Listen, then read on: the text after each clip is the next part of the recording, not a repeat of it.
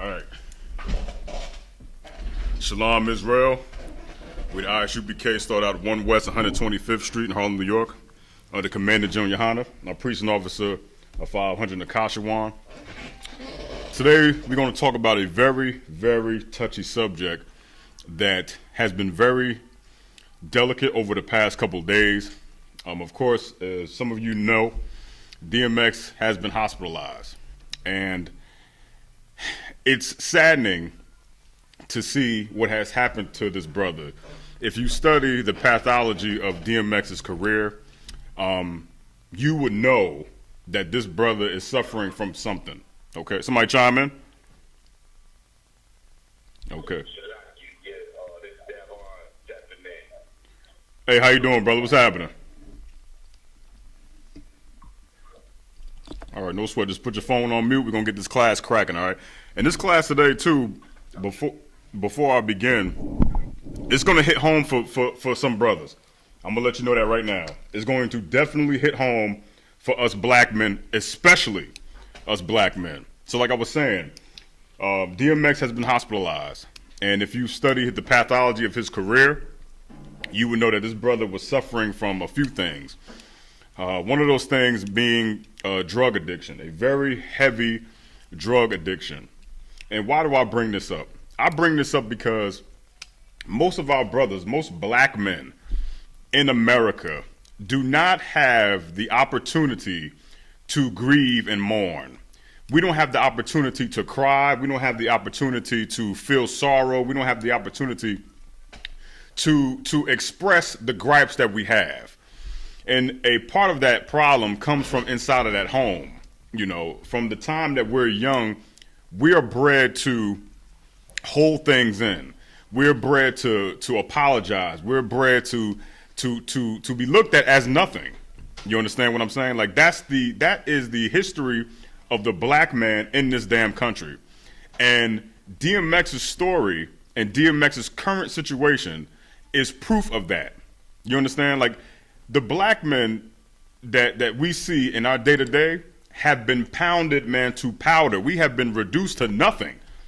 You understand? We have been reduced to nothing, which is why we go to sources like drugs. We go to sources like alcohol and whores and prostitutes, because deep down inside, black men are crushed and we're suffering, and nobody wants to hear us.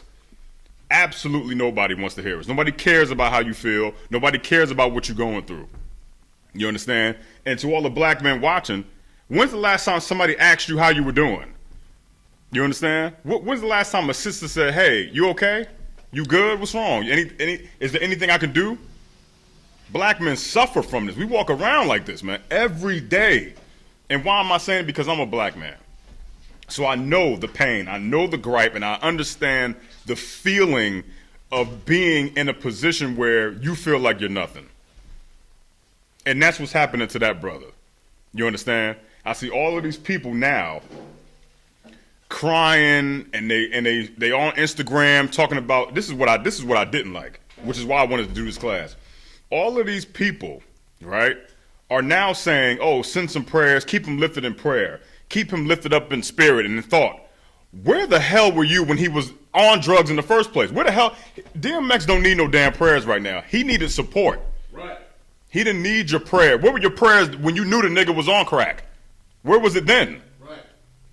When he on these Def Jam tours, where was your prayers and thoughts then? This is the problem that I have with Christianity. Okay, what y'all continue to do is plague our community, especially our black men. You look at black men, you see them in a grief condition like this, and you don't say nothing. You don't say a damn thing. Yeah, go ahead.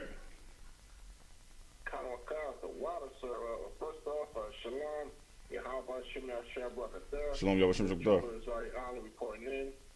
Excellent points being brought out. I don't know if it was said before, but you know, a lot of folks say grace is forever.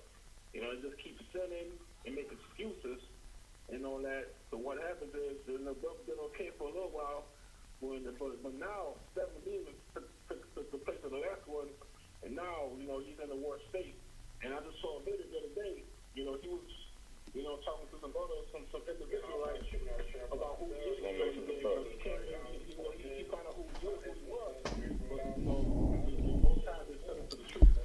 I got you. Hold your point for a second. Hey, anybody that just called in, I hear Shalom, put your phone on mute for me, all right? Because as the brother's talking, I hear a lot of reverb, all right?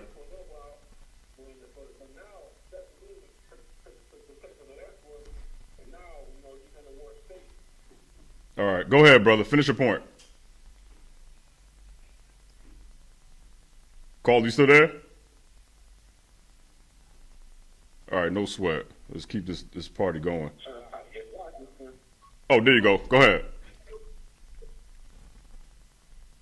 So were you referring to me? Yeah. You got a point. Are you bringing something out? Oh, Salaki. Look how you must have went out. But yeah, Salaki, I was saying, I'm just saying, Shalom, Yahanna, is Triple Sorry Island reporting in. Real quick, if I may, the brother DMX, he dealt with one demon. That demon went out, and now 7 came back and took his place. And now he's in a worse condition than before. And if I may, I saw a video of him at somebody's so-called camp, and he was learning about who he was. Right. He was talking about Exodus 1 and 7 and a whole bunch of stuff. But unfortunately, the more time they bring to the truth, and now this is what happens. Right. You damn right about that, brother. Let me tell you something. That brother, he was down. DMX was spotted downtown where we hold camp at. He was down there at another camp called HOI. You know what I mean? As far as I know, that's their name.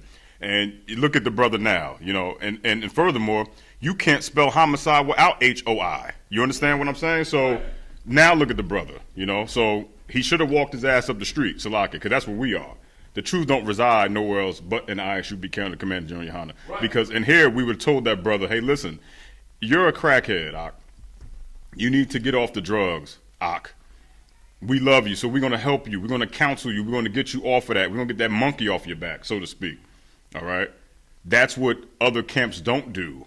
They come in and everything is love, and they got fringes on their damn shirt. And, yeah, you could do whatever the hell. You could smoke weed in here because weed is from the earth. Yeah. Right.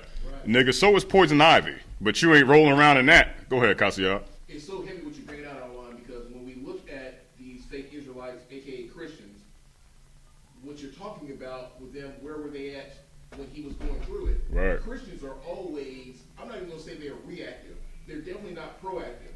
We're supposed to be attacking the issue while the issue is at hand. Right. But just like with everything, when one of us gets killed, everyone comes out. Yeah. Before we're killed, everyone is quiet. Yeah. So someone ODs on drugs, everyone comes out. That's right. Someone's on drugs, everyone's quiet. Right. So they're not proactive or really even reactive. They just come out after it all goes down just to show their face.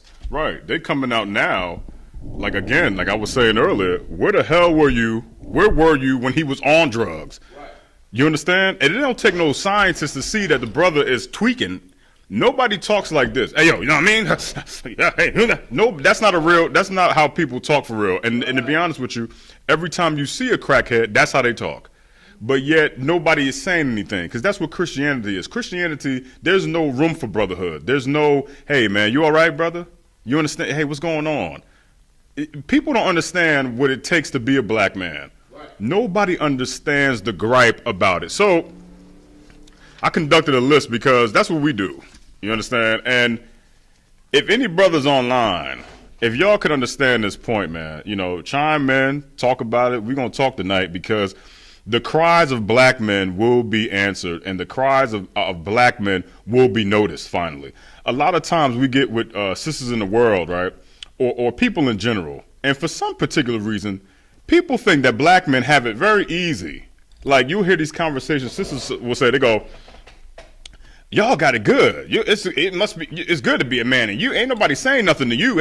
Okay, if you want to be a man, right, I'm going to tell you what you need to do. So listen up. If you want to be equal to us, lose your job, struggle to find another one, be denied any assistance, get put on child support, struggle to see your child, get put in jail for the child support that you can't pay because you couldn't get a job, have your license taken away because of that child support, thank you, have no say-so in your own house, be labeled the villain in every situation, be called wrong even when you're right, never get the benefit of the doubt, never win in court, never get catered to, and expect to be loved only until the point where you could no longer provide. You want to be equal now? I don't think so. You understand? And this is what black men have to endure every goddamn day of the week. Right. No peace, no nothing. That's just a few of the things. But they're so heavy and it weighs on us. And I want sisters I want our women to understand this. Understand this point. Understand what the hell we go through. We go outside to it every day. And you think we got some type of a cakewalk, like, oh well, I'm just a guy. I could have sex. Because that's really what the gripe is. The gripe is not that you want to be us. You just want to have sex with a whole bunch of people and not get a title for it. Right. Well, guess what? We get a title too. You understand? The only time you think we don't get a title, it only happens when we're around our boys. Our boys, like, hey man, he the man. And guess what? You get a title too if you're going to do what we do. And the only time your title comes out is when one of your girlfriends is angry at you. That's when the ish hits the fan. Then it's like, oh yeah, you a hoe. Remember you was blowing them two dudes outside? Yeah, you getting it too. It's coming out. But those are the few things that black men have to endure. It's painful. It ain't an easy walk being black. And then that's besides the fact that the cops are trying to kill you. Now you got to live with that. You can't see your children. Cops trying to kill you. Your boss killed you. You come home. There's a woman who ain't cooked, ain't nice to you, hates your guts, tells the kids to hate you. Your mama hates you. Everybody hates you. That's the story of DMX. That's his life. I'm going to break it down too. Let me get into this real fast. Cassiat, if you could, I'm going to display some brotherhood here. Give me Proverbs 27 and 17 really fast, all right? I'm going to go into the early life of DMX real fast. So that way it could back up what I had just said about all of the pain and anguish that black men go through in this damn country, okay?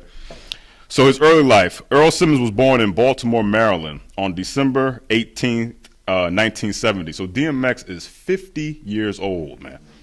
He's 50.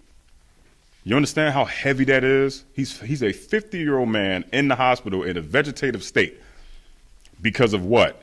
Nobody giving a damn about him. You understand that? Nobody. Even that damn church where he comes from, that Christian church, that disgusting place where people go to get saved, but really they're going to die. Right.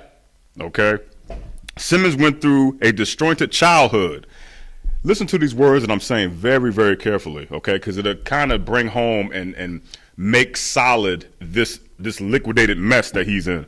Simmons went through a disjointed childhood that included being beaten by his mother and her various boyfriends so badly that he lost teeth, okay?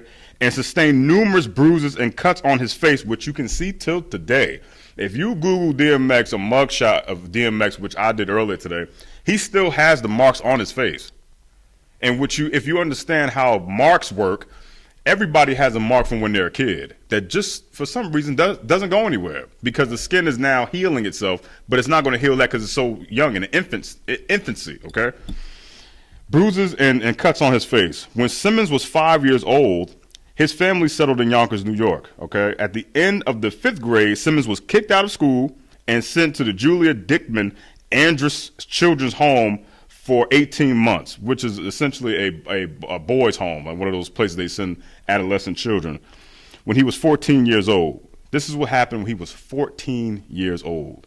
Now, keep in mind to that age, okay, because if he was 14 and he was born in 1970, that means in 1984, this is when, ish started to hit the fan. So remember that, 14 years old, 1984. Simmons began wandering the streets of Yonkers to escape his mother's abuse. His mother's abuse. So guess what, black community? Black men are getting abused too. Right. It ain't just sisters. Black men are being abused inside of the house. Right. Verbally, emotionally, they're being emasculated. That's abuse. So when we're talking about brotherhood and we're talking about equality, let's mention the brothers too. Let's mention the brothers that go through stuff too. Let's stop talking about, it's just women that go through it. That's bull, man. Right. Men go through it too. Right. Cut it out, man. Because to say that men don't go through it is why DMX is in the hospital in the first place, because you're ignoring the fact that he's going through something. Black men, we go through stuff, man. We go through it. Go ahead, Cassiat. What you got? It's so heavy, sir, if I Yeah. What you're bringing out, because it's true. The stigma that's been attached to the black man, and he doesn't go through things what black women do. I can speak for myself, and I'll put it out there. Yeah. My mother beat me, and I'm not talking about the good old whooping by your mom. I'm talking Yeah. about child abuse. Yeah. Come out. Yeah. I was beaten for the majority of my childhood. Right. It made me extremely violent. Right. On top of that, I was molested sexually. Right. But I wasn't sexually molested by men. I was sexually molested by girls. They Right. were much older than me. I was sexually molested by more than one. Right. So, and that happened over a period of time to where so long that I was molested by this girl that when I would go over there over a period of time, I started to go to her to want to do the thing instead Right. of her coming to me. Right. And so that right there made me extremely promiscuous. Right. It wasn't the opposite end where some men become homosexual. This is a woman doing it to me. Right. So, that on top of being beat, yeah, men definitely go through things. Man, Don't talk about damn right, man. Damn, you see the power. This is what this class is all about. This class is giving black men a platform to grieve and come out with the stuff that has happened to you. Because guess what? The world doesn't give a damn about what black men are crying about. Right. In the I.S.U.P.K, we care because it's brotherly. It's brotherly to sit here and talk to you to say, hey, listen, brother, I know something happened to you. What's wrong, man?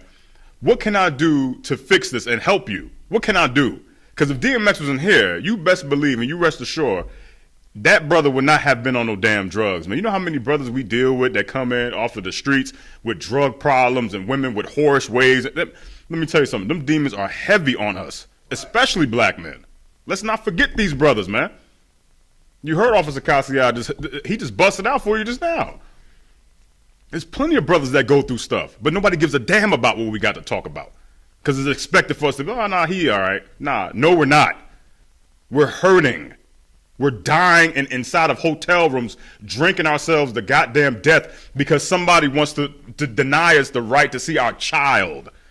That's painful. Any sisters out there watching, and you had your kid stripped from you? Hell no. You don't know what that's like. We do. Sitting inside of a goddamn shelter, drinking your head off because you can't hug the very thing you helped make. Now you get on drugs, right? So then what happens is nobody gives a damn about you when you're doing that. Up until the point where you're asking money for it, then they want to chastise. Hey, what you using it for? Nigga, the very thing that you helped create. You helped create me, so now you don't want to have nothing to do with it. Right. You helped create it. But now you want to go, nah, I'm turning my back. No, turn your face toward me and help me. Because I'm not asking for money because I'm an addict. I'm asking for help. That's what an addict does. He's not really... Him getting high is a sidebar for what he's really trying to say. Help me, please. But black men are not allowed to grieve at all. So let me finish this real fast. Now, this is heavy about DMX, all right? Again, Simmons began wandering the streets of Yonkers to escape his mother's abuse and eventually found comfort in befriending stray dogs that walked in the damn streets at night, man. Now, what kind of goddamn... Look, man. How lonely of a man do you have to be? How abused and how taken advantage of, how beat down do you have to be to befriend stray dogs outside on the street? Are you kidding me? He's befriending dogs. This nigga ain't Dr. Doolittle. He's befriending dogs, man. That's sad. The nigga can't even turn to a human. He gets his comfort from a dog. Jesus Christ, man. And you Christians out there talking about send your prayers up. No, don't send no damn prayer. It's because of you that he's like that now. It's because of you. Talking about send your prayers up for DMS. Steve Harvey in that verse is looking like Darkwing Duck talking about keep him in your thoughts. No, nigga. No. Hey, no. Where were you to support him when he was on drugs? Oh, yeah, you were doing a show and degrading black women and telling them that they need to wait 90 days. When you yourself was stealing another man's woman. Congratulations. Some goddamn guidance counselor you are, Steve Harvey. Go ahead, Cassiar. I don't want to make. Yeah. Once again, it's so heavy because when you look at what you're saying about him befriending stray dogs because of him being lonely, I can also speak on that because, you know, me growing up in Chicago, Yeah. I grew up in an area where there's things I had to do. It wasn't because I wanted to fight, I had to fight. But not just that. My parents worked opposite schedules. Yeah. My mother physically abused me. Right. And I couldn't go to my father because I was afraid if I went to him, my mother would beat me. Right. So I had no one to talk to because I couldn't go to her. Right. And I had no one to talk to. So what I do, I sat back in a corner and I let it build up and build up and build up. So when I went in the street, Yeah. all that rage came out. So I can understand now hearing the story of him not having anyone to turn to Right. his whole life. Eventually, after not turning to the dogs, Right. I'm gonna turn to drugs. I'm gonna turn to something that's gonna make me feel good. Come on, man. Come on, man. And if any brothers, if you online and you on the phone, this is your opportunity, man. Speak your grievance, man.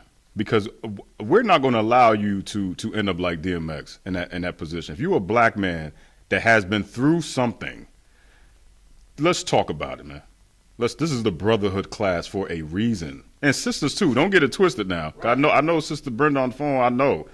And listen, this is the forum. You ain't got to, go into detail because I know some people want to, be anonymous, and that's fine. But this is the time, man. Come into class. This is the time to talk about it. Somebody cares. We do. Right. You know what I mean? We want to hear that because this is what we're here for. That damn Christian church, they don't care about us. And it is blatantly obvious. DMX went on stage crying for 30 goddamn years, crying and praying, and meanwhile, before he came on stage, he's smoking crack. So what does that tell you about Christianity? It doesn't mean nothing. It doesn't mean anything. Kasia, you got Proverbs 27 for me? Proverbs 27 and 17, sir. Yeah, read it nice and loud, because this is what we do. This is why we have in this class. Because had the Christians displayed this scripture here to DMX, he wouldn't be in the situation he's in. Go ahead, Kasia. The book of Proverbs, chapter 27, verse 17. Mm-hmm. Iron sharpeneth iron. Say what? Iron sharpeneth iron. One more time, man. Iron sharpeneth iron. Keep going. So a man sharpeneth the countenance of his friend. Countenance is the appearance, okay? It's the demeanor. Iron sharpeneth iron.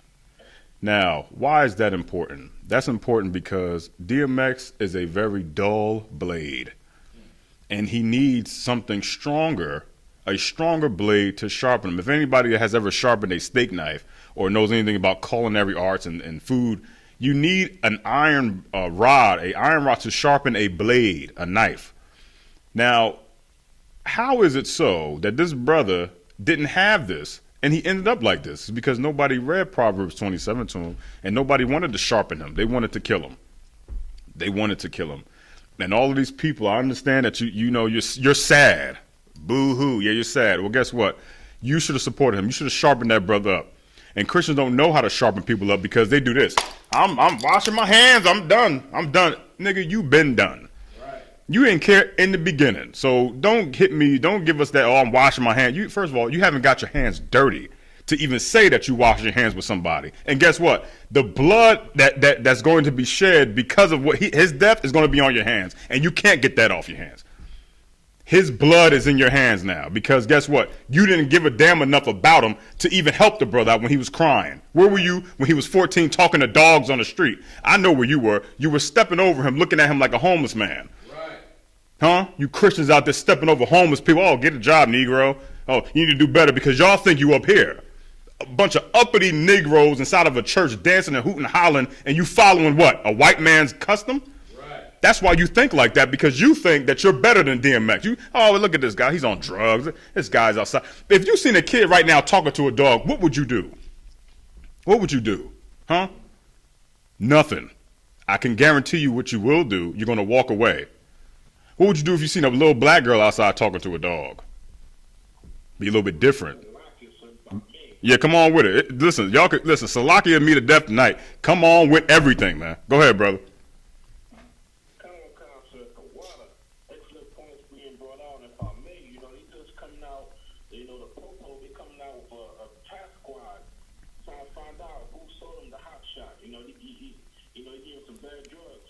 These devils, the depressors, such a damn devil. Yeah.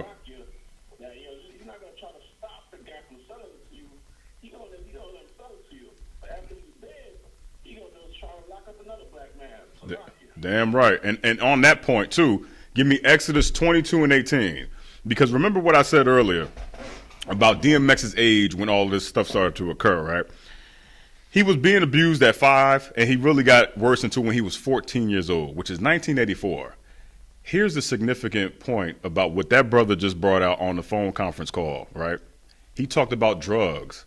And if we're talking about 1984, when DMX was 14, we have to talk about the Reagan era and crack, right? Because guess what? Guess who issued it in here?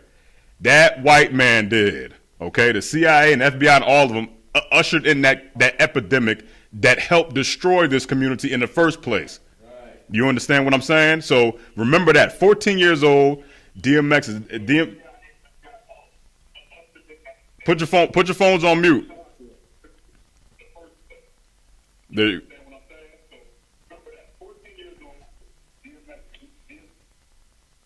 Okay, there we go. We good. Okay, I'm hearing. Okay, we good now. Okay. 14 years old. Go ahead. Hey, what's going on, Warrior? Shalom, Lord Christ. What's happening?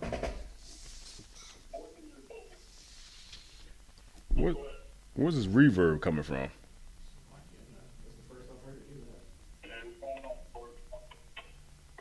Everybody got their phone on mute, right? Okay. We shouldn't have no more reverb issues. Hopefully. We'll see. I don't know what the hell's going on. All right. So 14 years old, 1984, crack.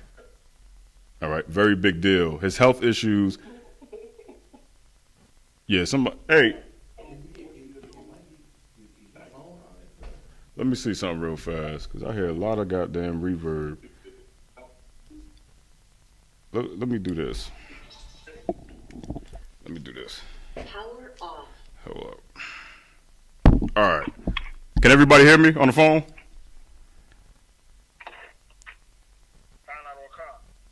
Okay, we straight. All right, might have been the speaker. All right, no sweat. So 1984, drugs, crack. This is what this brother is going through, okay? And you could thank Ronald Reagan for it, because Ronald Reagan ushered in that epidemic to black people. All right? Kasia, you got that scripture for me? Come on, sir. All right, read it. The book of Exodus, chapter 22, verse 18. Thou shalt not suffer a witch to live. Uh-huh. Verse 19. Whosoever lieth with the beast shall surely be put to death. Let me tell you something, man. That wicked Ronald Reagan, that's a witch. You know what drug dealers do? Drug dealers put you under a spell. They're your witches. These are the people that give you a potion, get you all jacked up, make you feel powerful and strong, just like a witch, and then now you're suffering. You understand? Wait, why am I still here? Hey, everybody put your phone on mute. I don't understand why I'm hearing reverb. You hear that? Maybe something going on in the back. I'm not sure. Work it out.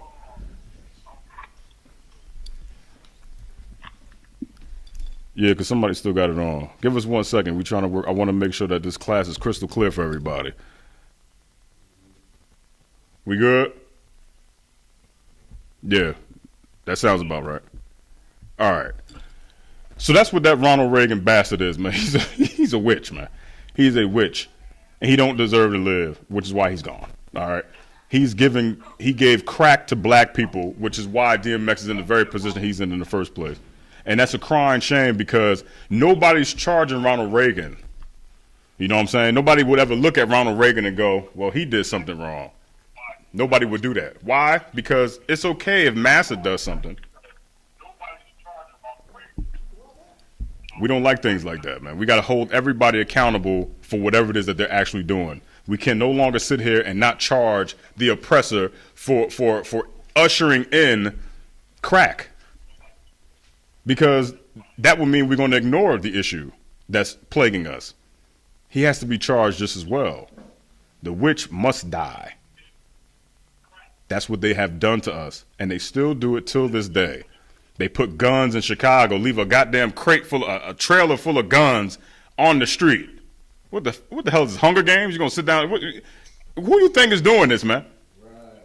It ain't black people doing that. Black men don't even have that much power to buy a gun, much less own a crate of them and put them inside, put them on the street.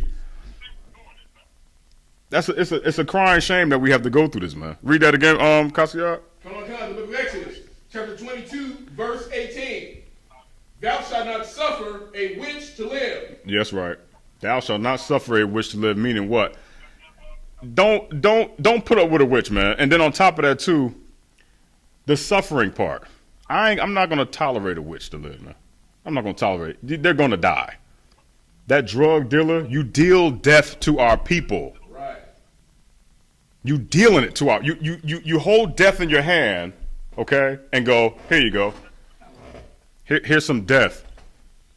Take it and feel good, and then end up like DMX in a vegetative state in the hospital. Brain dead, can't do nothing on life support. Let me tell you something about that life support thing too, that the hospital charged so very much for. DMX is gone, essentially. He's gone, essentially, right? The machine is just keeping him breathing because he can't breathe on his own. And that's a damn shame. It's a shame. And the black people, what we do is, in our minds, right, what we do is we try to have hope for the brother. Because if anybody has had a relative on life support, the one thing that you do is you hope. You go, I hope they get out of this, man. I hope they start breathing on their own. And then the doctor comes in and say, hey, you know, his organs are failing. The liver is collapsing. The lungs are collapsing. The kidneys are gone. So now, not only have you watched him die his whole life, now you're slowly watching him die, and it's even worse now. So now you have that hope, but you're mourning inside for this man because you're watching this dude's body fail itself, and it ain't reviving itself. It's over. You know what I mean? Go ahead, Cassiar. It's like for me, sir, with that, if he does basically go ahead and he passes, that's when all of a sudden everyone will want to come out with some sort of tribute or something in his name about drug use. Yeah. Or let's start this foundation about something with drugs off of his name. Yeah. Like I said earlier, they're not being proactive. No. They wait for the person to be dead. Just like when the old saying goes, give them their flowers while they're here. When they're gone, now we want to say something. Yeah. It's too late then. Yeah. Do something now. That's why the I.S.U.P.K, I understand the work that we do. We are proactive. We're doing the work now. So that you don't get to the point where we got to send up prayers or make a shirt of it. As General Muhammad said, we make shirts of our brothers while they're alive. That's right. Damn right. That brother is absolutely 100% correct. And that's the problem, man. Why is it that in our community, we only tend to care about a brother when they're actually in the hospital bed?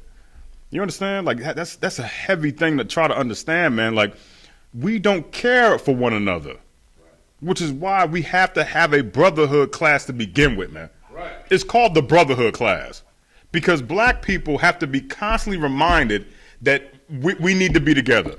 We need to love each other. Do the Christians have a brotherhood class at all? No. What the hell? They got Sunday mass and this and Bible study this and get your wife Wednesday and all this. They have all this other crap that ain't got nothing to do with brotherhood because they don't have it in there. Right. Here's an even lesser known fact, okay, about Mr. DMX.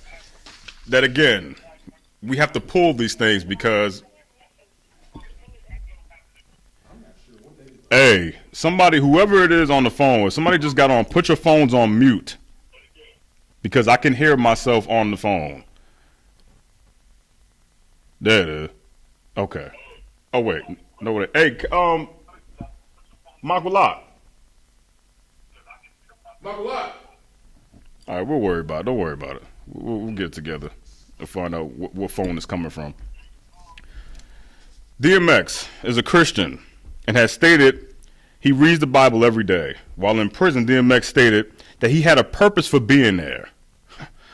I came here to meet somebody. Don't know who it was, but I'll know when I see him. And I came here to give him a message. And that message is Jesus loves them. If that ain't the most Christian thing I've ever heard in my life. You understand? That nigga said he's in jail. He said there's a reason for him being in jail. He don't know why. He knows he's here to meet somebody. And he don't know who it is, but when he does meet them, he's going to tell them, hey, Listen, Jesus loves you. Jesus loves you. You're in jail. In his mind, he believes that he's in prison for some other reason other than being on drugs. Because if you look up how many times DMX has been incarcerated, oh boy, the list. He's been in jail more than he's been in the hospital. And them two numbers are damn near about the same.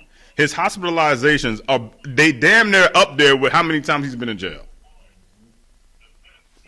And he thinks that he's in jail because he's just there? No. You're a drug addict. You used drugs. You were under influence while you were driving or what the hell ever, and you ended up in there. That's the problem. You understand what I'm saying? Kasia, what you got? You have something to say? Once again, it's heavy because I think it would be safe to say, obviously, that Christianity is witchcraft. Yeah. Because it's a manipulation, and it deals in trying to seduce you to think a certain type of way. And I can say that speaking from my drug use, being on methamphetamine, and being up for 2-3 days at a time. Yeah. And then I would encounter people. And when I would encounter these people, I would talk to them about the Lord. Then after coming down off of it, I would think things like, well, I met that person so I could tell them about the Lord. Although I was high on meth. Right. But that was something that was placed in there from Christianity. Right. So, it's Yeah. heavy. Damn right. Because Christians, they believe that it's like, oh, well, if you're coming to church, you're okay. No, you're not. Right. You're not okay. The reason why we do drugs in the first place is because we're not okay. Right. The reason why women become whores and prostitutes is because they're not okay. The reason why men go to alcoholism is because they're not okay. They're not fine. Right. No, they're not okay. They're broken and they're damaged inside, and nobody outside of the I.S.U.P.K. and the Commander Yahanna is there to help you. Nobody gives a damn about you, especially if you're a black man. Especially if you're a black man. Nobody gives a goddamn about how you feel, what you thought about earlier today, what's plaguing you, what's hurting you. All they know is, hey, you better give your child a gift on Christmas. You better come with them gifts, Dad. Because guess what? Here's another thing that we don't talk about. Nobody charges white men for their crimes, right? Because they'll say, well, that was in the past. If you're going to go based off of that narrative, then why do you still hate your father for something that he didn't do when you were 5? He didn't say happy birthday when you turned 8, and now you hate this man for the rest of your life. But a white man puts us in a cage, and no, it's okay. Well, they ain't all like that. It's all right. That was such a long time ago. Oh, man, how soon we forget.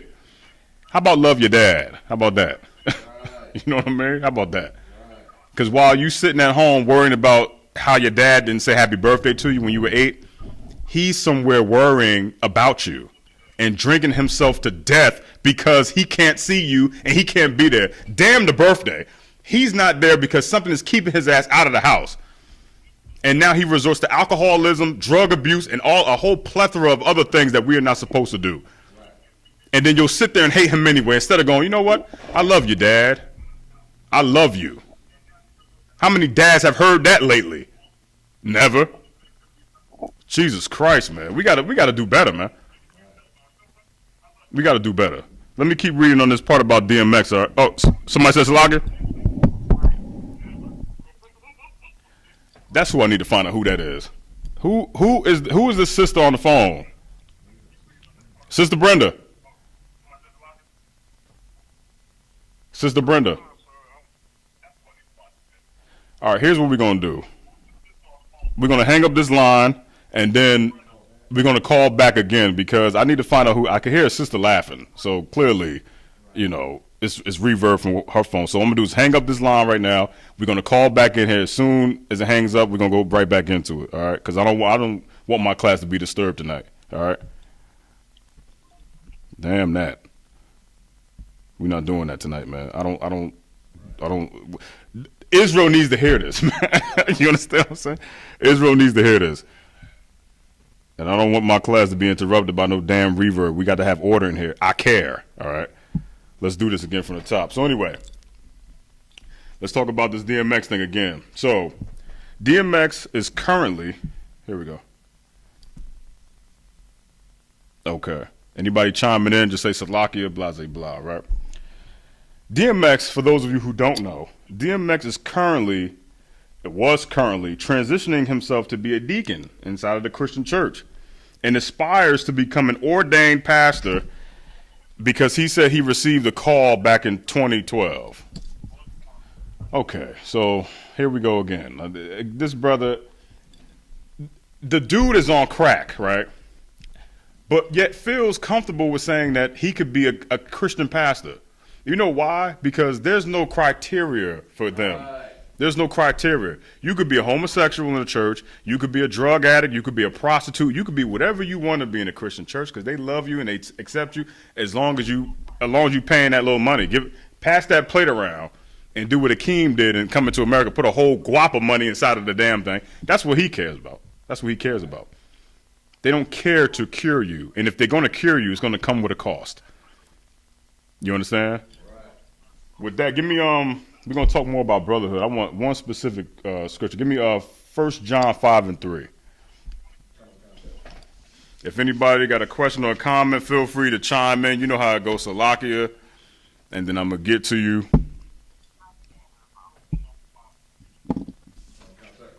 You got it for me? I don't got it. All right. 1 John chapter 5, verse 3. For this is the love of God. Now, wait. See, now, when we talk about the love of God, a lot of people say that they love God. And a lot of people that are outside of that hospital where DMX is, they're going to say that. They're going to be like, oh, I love God, and we love the Lord, and the Lord loved me, and blah, blah, blah, blah, blah, blah, blah, blah, blah. But if you really love God, we're going to test that. Keep going. Count on God. Then we keep his commandments. Mm-hmm. And his commandments are not grievous. That's right. Keep Verse going. 4. Mm-hmm. For whatsoever is born of God overcometh the world. Mm-hmm. And this is the victory that overcometh the world. You see, even our faith. Come on, man. Now listen. That victory that they talk about, this overcoming that the Christians talk about, is nonsense. And anytime that they do talk about a victory, it's always about something that they did over or against a black person. It ain't never about overcoming your oppressor. It ain't never about getting your people together. Whatever the victory is to a Christian, in their mind, the victory is, yeah, I kicked that nigga out my house, girl. I'm claiming the victory. I'm claiming the glory, and whoop-de-doo-de-doo-de-doo. It's always something that they did against their people or to their people. That's what the victory is, because we're in a battle with each other. Christianity has put on us a heated battle that now we have to say that we're victorious if we overcome something that a black person put in front of our face, as opposed to saying, well, I've overcome crack addiction. That's a damn victory, ain't it? What the hell? What hell of a win that is for the team. If 5 people can get off drugs and get off of prostitution and get off anything that's plaguing them, that's a victory. You got to keep the commandment. One of the commandments is being brotherly to a brother. Iron sharpening iron. How the hell you don't express that, but you talking about some victory? We create victories in here, man. Right. We create them in here. Right. Every brother that you see is a living testament to a victory. Right. It's something that we have to overcome. Fighting the old man. Give me that too, Kasi. Put away the old man. Because that's what DMX should have did, but nobody taught him how to do it. A lot of us come in with problems. Niggas on drugs. Somebody was in prison. Sister's been on the pole. You have to destroy that old behavior to even have on a new one. How the hell are you going to be a new person doing the same thing over again? If I take 2 cups and I got filthy, disgusting sludge in this cup and I got a brand new cup with nothing in it, this is going to be the new me, right? You got to take all this stuff out of the cup, place it with fresh water, and put it into the new one. You don't take sludge and filth and sin and gunk and put it into the new cup and say, I'm new. How are you made new? How?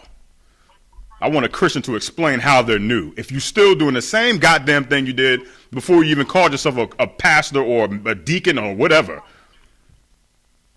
Our people are dying in the street. Joel Morgan being one of those people too. I ain't forget that either.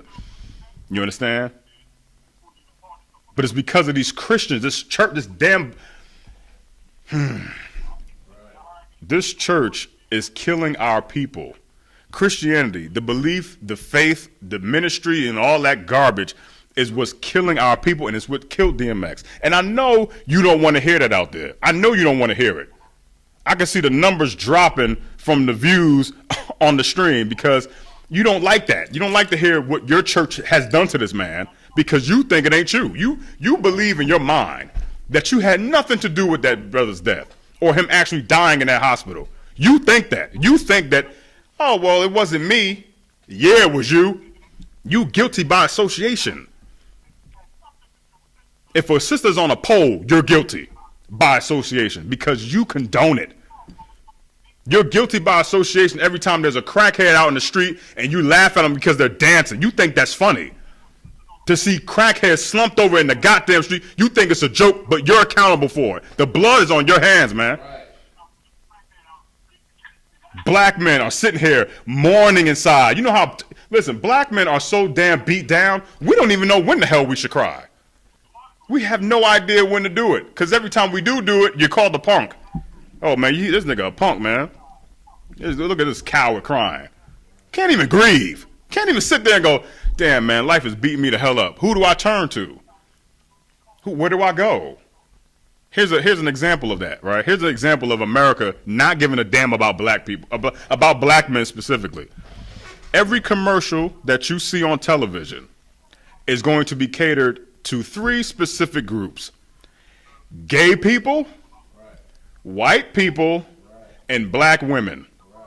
They don't even have a slot for a black man in commercials. And if you do see him in a commercial, he is gayer than a $2 bill, man. From now on, remember where you heard this. Every time you see a commercial, right, look for a strong black man in the commercial. Just look for one. You're not going to find it. And if you do find it, why don't you tag us over at Instagram at I.S.U.P.K Atlanta? Because I want to see I wanted somebody to point out to me where these strong black men at, because you're not going to see them. They're taunting us even in TV. Go ahead. That's heavy what you're bringing out, Adawan, because that's the same thing that has also happened with in the movies where you take Key and Peele. Yeah. I'm not sure which one is the director, but the movie that he recently did. Yeah. Where they had a twin family. Yeah. And in that family, the brother, the big brother in it, he was feminine in the movie. Mm-hmm. Like the wife was the one who would go and fight, and he was back trying to hold back the kids. Yeah. So if they do show a brother in it, they're showing him weak. Yes. If he's not a homosexual, he's extremely weak, and the black woman is the one that's in the head of the house. Yes, you're right about that. And in that movie, I know what you're talking about. The movie he's referring to is that garbage movie with them damn Hamites called Us. Right. So Us is a story about some family, and they got a goddamn doppelganger living in the basement of some crap. But when you see the black father, he's a goofball. He is a complete goofball. I remember Good Times. Good Times is the only show, and probably the last show, that had a strong black father in it. James was not playing. James was like, listen, woman, I work, cook me something to eat. Masculine. They got rid of him quick. Killed him off the show. Left children at home with nothing to look at and to aspire to be fathers or to even have a father figure. Most of us get our father figures from television in the first place. Right. Most of us that sit in front of a TV all day. And what did they replace him with? They replaced James with Carl Winslow, a cop, but he's a goofball who can't even control order in his own house because a nerd that lives next door is constantly roaming into place, building a goddamn time machine. He don't even got order in his own house. He's a joke. Who else? Philip Banks, a judge. That's good. Goofball. Another goofball comes into his house, takes over the place. He don't even have authority in his own house. Who's another one? I'm missing so many. But they don't even want to show us, and they don't want to show black men in a strong state, even on TV, which goes to show you that they're trying to make us irrelevant. They're trying to erase black men off of the planet. No care, no concern, which is why DMX is where he is. Because nobody cares about black men, period. And that's why he's in there, because nobody cared and gave a damn about him. That's why he's in it. Again, I challenge you. Go find a commercial with a black man in it that's not gay. They got this one commercial, man. It's called Truvada, something about Truvada. Apparently, it's a medication that people with AIDS take to not show symptoms of AIDS or some garbage. And you see this commercial, it comes on like 2 o'clock in the night. Shalom, Lord Christ. It comes like 2:30 in the morning or something. And The first image you see in this Truvada for Prep commercial is a homosexual black man dancing around like a goddamn ballerina. So I sit at home and go, that's weird. Why is he the face for this? Why did they make him the face of this commercial? And then they show another homosexual. It's a dude dressed up in drag, talking about being a queen and all this other garbage. There's no black men, man. They don't even depict us on TV because they hate us. They hate us. And I want sisters to understand that too. Look around your community. Those very black men you hate, you're helping the oppressor to hate us. He's put it in your mind that we ain't nothing, and you believe it. So now a very black man who you say you love and care about is in a hospital dying, and it's because of the fact that you didn't care in the first place. Because I can tell you one thing, if it was a black woman, and this ain't a class to bash black women, but this is a class to point a few things out that we have yet to talk about. If Jennifer Hudson was in that goddamn hospital, there would be a march and a rally about how women should have council meetings, and women should have this, and women need this, and we need more women to speak up for women's rights. It'd be a whole goddamn parade about it. They'll create hashtags out there. Listen, this is why they wear pink in October. As if to say men don't get cancer. There's a whole month devoted to it. And they don't give a damn about men, which is why they have NFL players and basketball players wearing pink. Because you got to support breast cancer because women have breasts and they get cancer. What about black men? What about physical and verbal abuse? Constantly hearing that you ain't nothing. That's verbal abuse. We got PTSD because of it. Where's our parade? Where's our rally? Look at BET. They got this thing called Black Women Rock. There ain't no black men rock on BET. Anybody ever seen it? Hell no. Black Girl Magic. What's the one for dudes? They haven't got one. They don't have one. And then that Hamite Godfrey came up with one called Black Boy Joy, which sounds like Black Boy George, which is also homosexual. You know what I mean? Like, nothing for us. Nobody gives a damn about us, man. But if you do give a damn about us, why don't you share this class? Why don't you tell your people and continue to tell our people that there's an organization of brothers that care about brothers? You got the scripture from me, Cassiata, about the old man? Come on, sir. Let me know when you got it. Read it when you got it. Come on, sir. I believe we're starting at the book of Ephesians, chapter 4. I'm going to start at verse 21, sir. Yeah, that's cool.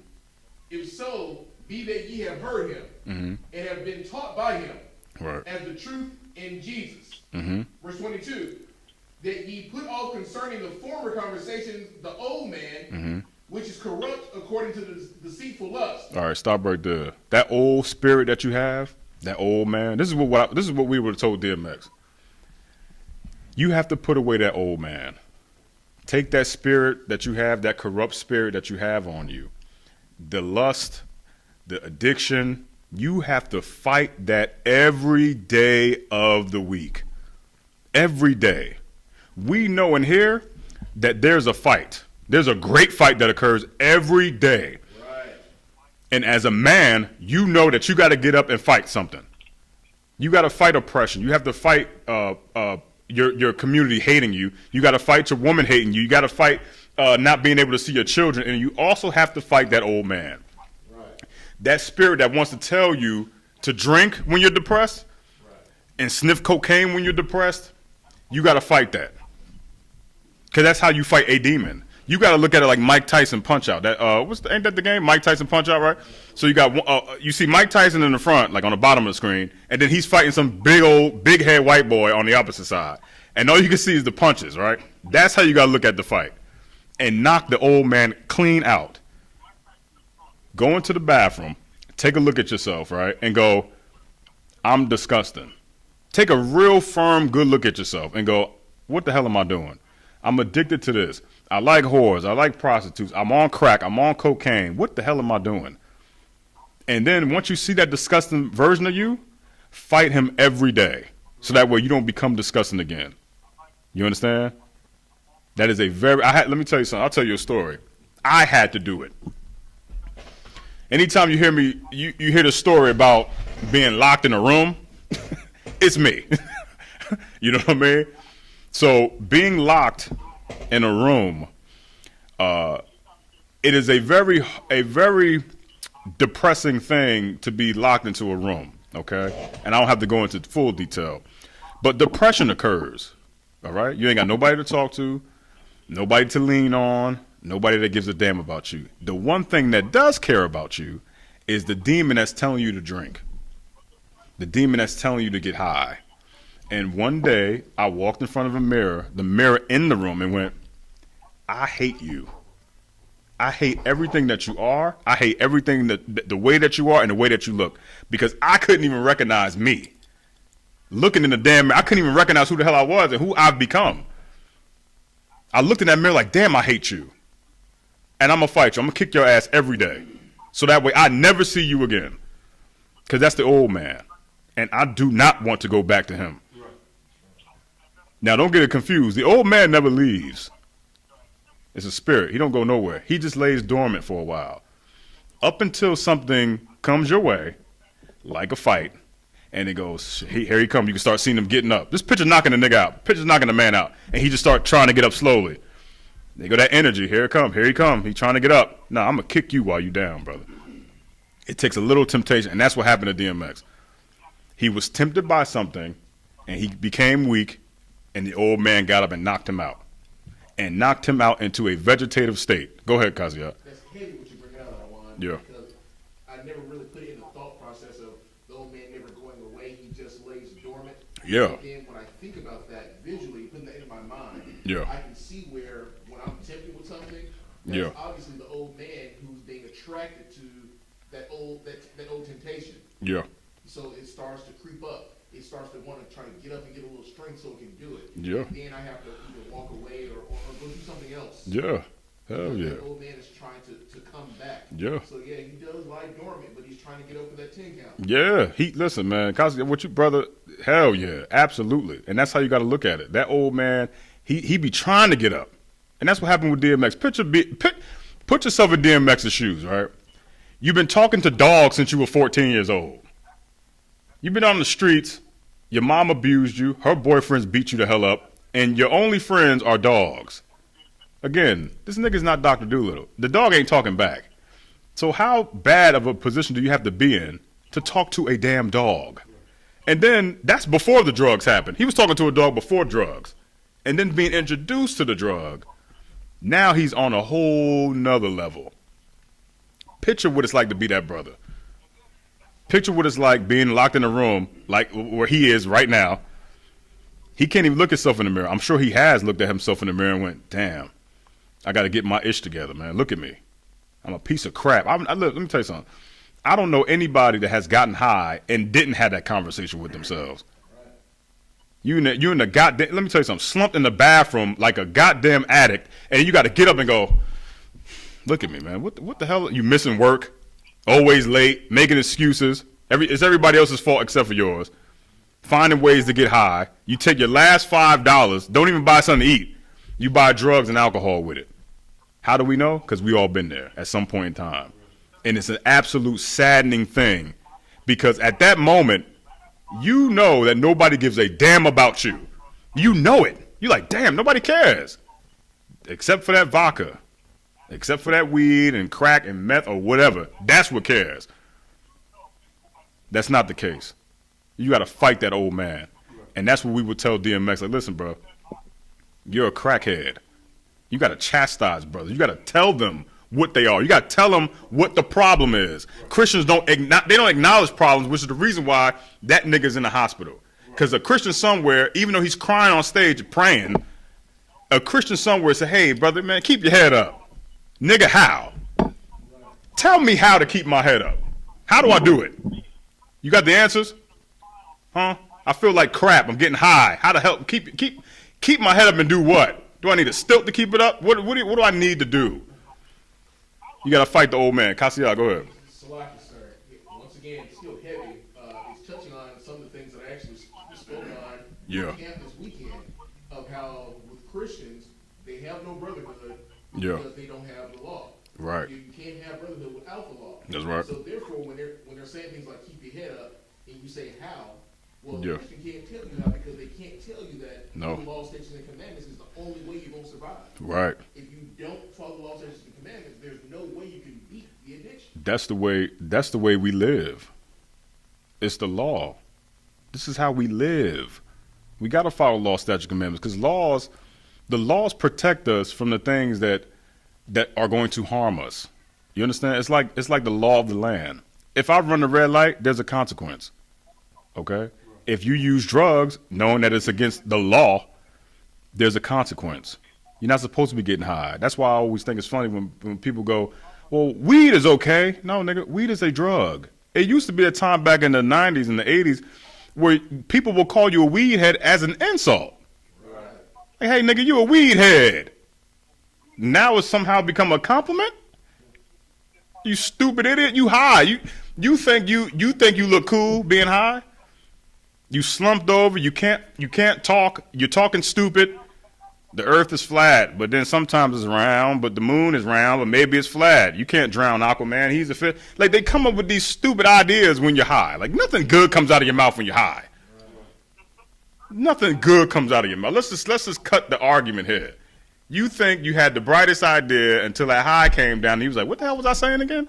You can't drown a fish. I said something about Aquaman. I don't remember what the hell it was. You sound like an idiot because you are. You're smoking weed. It's a drug. And if you don't have anything medically wrong with you that you were prescribed it in the first place, then you now have become an abuser of the drug. Because there's other ways to do it. You could drink it. You don't want to do that. You can put it into an oil. You don't want to do that. You want to take a cigar, cut it, put the stuff in it, lick it to death, and then give it to another brother. Now y'all both got herpes. I mean, so the act itself is disgusting. You know what I mean? Like, just the act itself is kind of nasty. But it's because you don't have no law, nothing in your life to structure the filth. You got to fight the old man. Give it to me again from the top, Kasiyat, if you could. The book of Ephesians, chapter 4, verse 24. Yeah. And that ye put on the, Salakia. Verse 21. If so be that ye have heard him and have been taught by him as the truth in Jesus. Verse 22. That ye put off concerning the former conversation the old man, which is corrupt according to the deceitful lust. That's right. Put off that conversation of that old man. Don't even talk to him no more. Don't talk to him. Once you go into that mirror and you see him, keep that disgusting nigga in your mind and beat him up every day of the week. Nobody taught DMX that. Nobody taught DMX that. They taught DMX to keep your head up, and if you believe, walk by faith, not by sight, and who blind who. But what else? Hold on, I got my translator here, Hadar. What else they say, Hadar?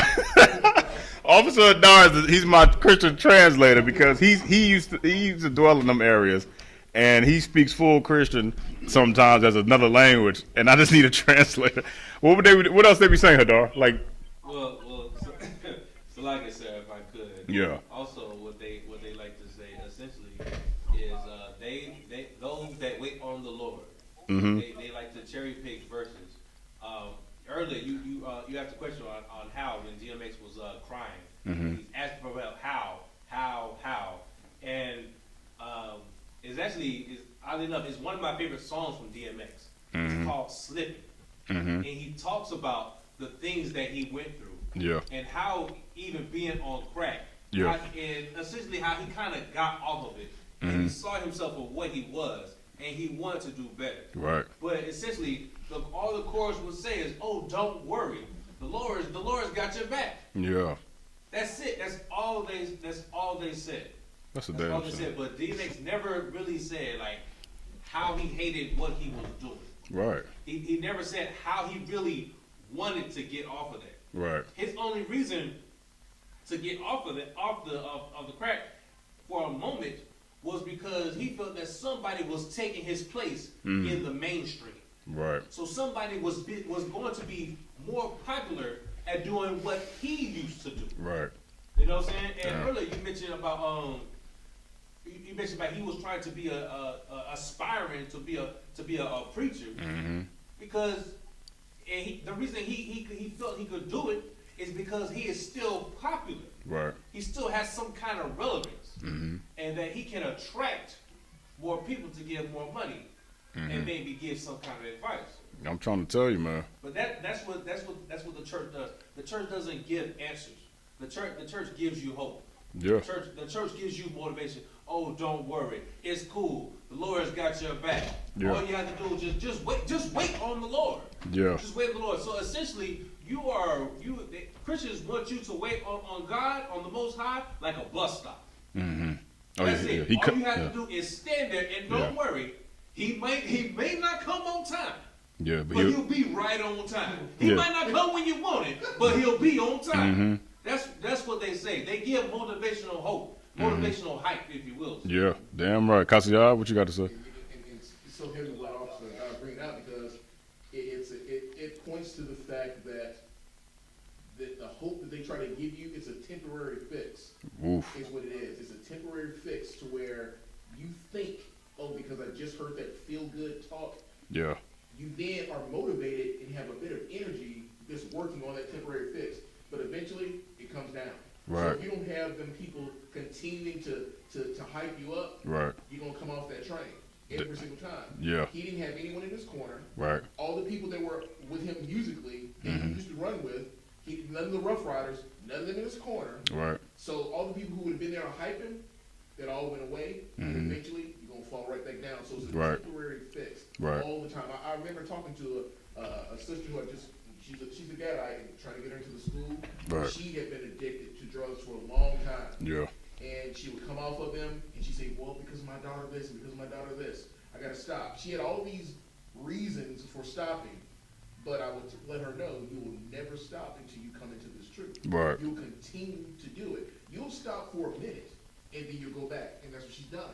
Every drug addict goes back if you don't come back to the truth. Even the person who isn't in the school, and they've been off for a certain amount of time, that person is probably a snake. They're probably as mean as a rattlesnake. God because damn. they're trying to fight something without being in the truth. That's So right. eventually, you will fall. Damn right. And give me Mark chapter 12 verse 31. Go ahead, brother. Shalom, y'all. What's going on with y'all? Come on. I just signed in class and a little bit I did heard. I just want to say it's the white man's fault because he is the devil that the Bible speaks of. You got that damn right. You got that right, brother.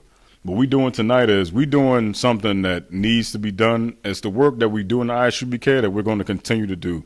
Tonight's class is about brotherhood, and it's about what really happened to DMX and what really happened to him up until this point. We have gotten his background. The brother was talking to dogs at the age of 14. He was on drugs in 1984, which is the ushering in of the crack epidemic. So, he was a part of that. And for 30 plus years or so, this brother has been struggling and nobody has been helping him.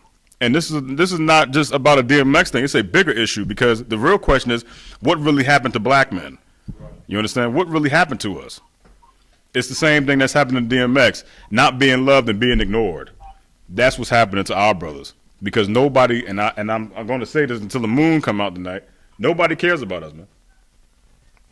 Let me get another hit of this. I think it's in the, it was Fanta. It's in the back, I think, somewhere. The water, brother. Nobody cares about us.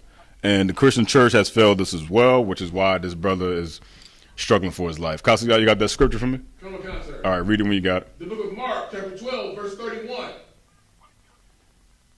And the second is like, namely this. Thou shalt love thy neighbor as thyself. You hear that, man? Read it again, Kasiyah. Come on, God.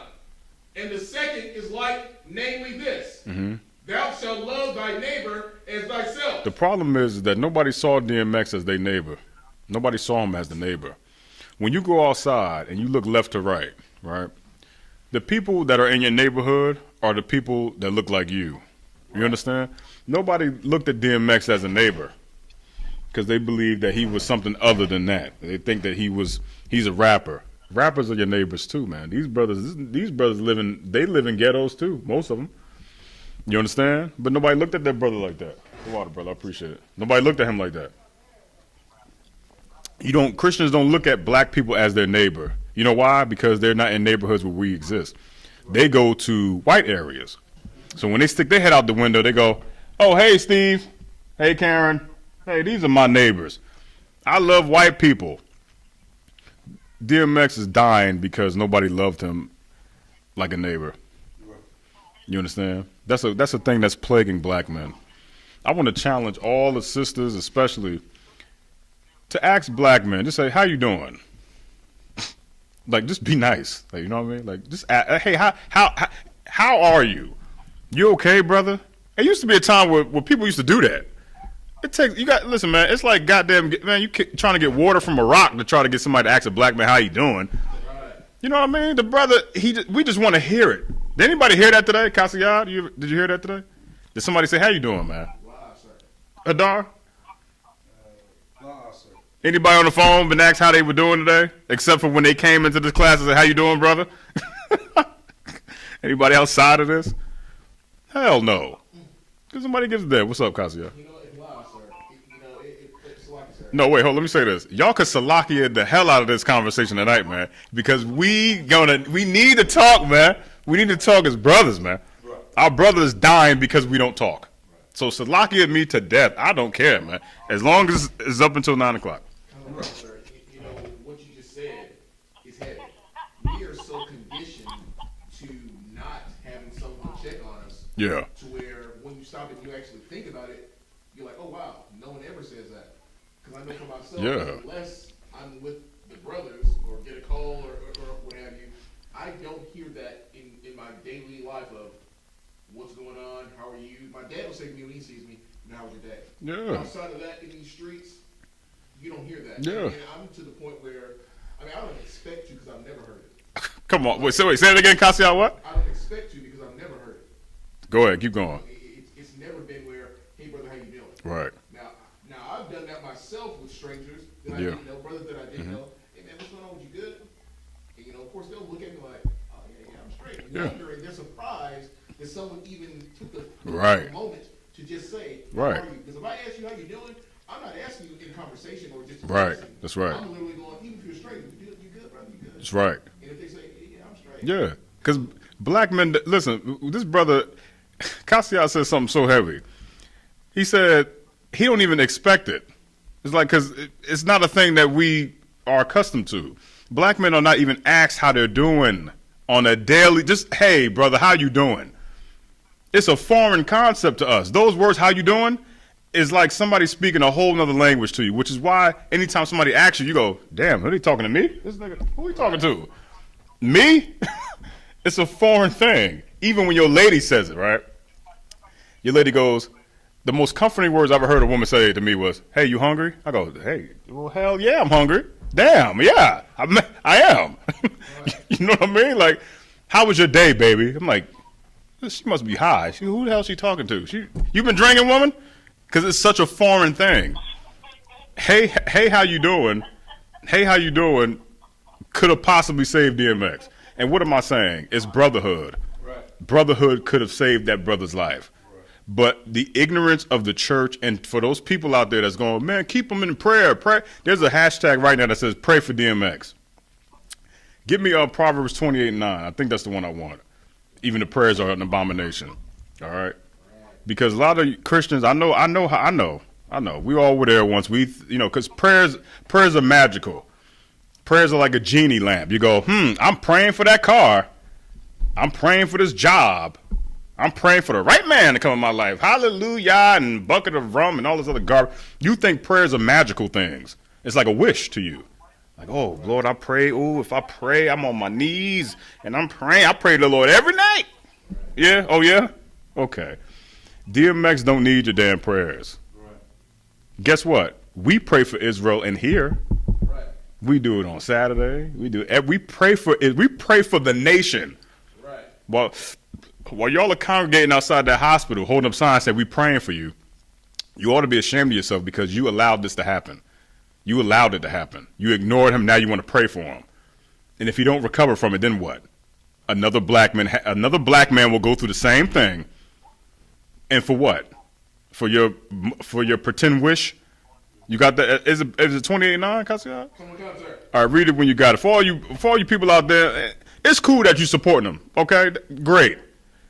But if you see another black man that is struggling off of an addiction, don't ignore him. Don't look at him and go, "Oh, all right, I'm washing my hands with it." Ask the brother how he's doing. Ask him. Say, "Hey, listen, are you okay, brother? How are you today? Are you hungry? What's wrong?" That's another one that nobody ever. "Hey, what's wrong, man? What's the matter? What's the matter?"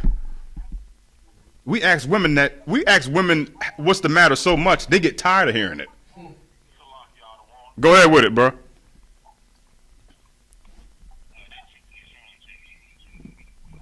Okay, I hear you.